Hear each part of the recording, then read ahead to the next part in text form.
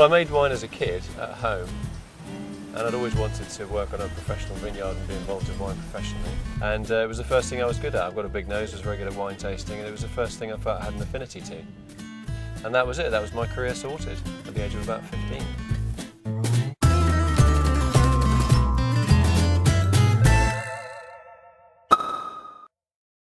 Well, my first taste of real wine was in Bordeaux when I was a kid. I was out there to study French, but I didn't really do any French study. I was much more interested in the vineyards and the winemaking. Well, when you look at these vineyards, your eye sees these green vines. If you look down at the soil, it's parched, barren, it's like a desert. The only bit of green in there was the vine. Every other piece of green that was in there, every other blade of grass had been weed killed away, had been chemically destroyed.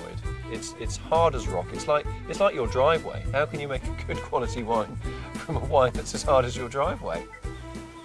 Well, I discovered a self-sufficient way of farming that made complete sense to me, and it's changed my life.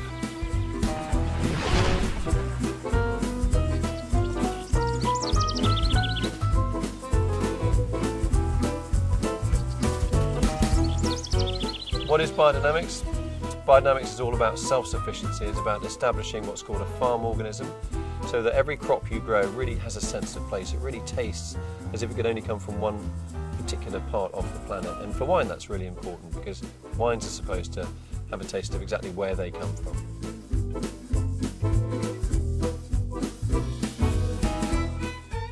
Biodynamics looks at the soil, the health of the soil, but also looks above the farmer's head at what's going on above our heads in terms of the movement of the sun and the movement of the moon. And our daily lives are inextricably linked to these movements. Biodynamic farmers will tailor everything they do, the pruning, the ploughing, the picking, the fermenting and the bottling of their wine to the movements of the sun and the moon. The absolutely fundamental thing needed to be a biodynamic farmer is a cow. I mean, a biodynamic vineyard without a cow is like a fish without water. Well, cows are fundamental because they're so good at creating fertility. Cow manure is an immensely fertile substance. This is great stuff. This is real, pure manure. This is fantastic. Ideal for making horn manure with. It's really powerful, potent, got fantastic smell. It's easy to work with, got lovely colour, lovely rich colour, lovely texture. Well, the reason the cow has such cow power is the presence of the horns on her head, and that's what gives the manure its immense fertilising force. If you think about it, a cow can live off one field, but she can actually fertilise two. So she's an immensely fertile animal, but she's getting that fertility because of the presence of the horns on her head. The idea in biodynamics, what we do is we take the horn, we stuff some manure into it, we bury that in the ground during autumn when the earth is coming alive, and in spring we dig it up, dilute the contents, not the horn, the manure, in water, spray that on the soil, almost like a yeast for the soil. It just brings life to the soil, and it stimulates worm activity and microorganisms in the soil, and immediately you can start seeing in your soil life come back to your soil.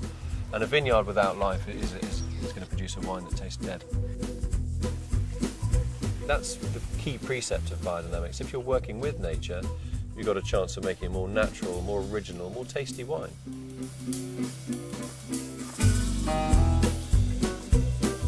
The vineyard becomes almost self-sufficient, and that comes back to the main tenet of biodynamics, which is you're trying to create a self-sustaining, self-sufficient farm organism. For me, there's an absolutely clear difference in biodynamic wines. They're brighter, they have brighter colour, they have brighter flavours, they have cleaner aromas, they're much more savoury to drink, they're much more refreshing to drink. And not only that, the wines taste bloody marvellous.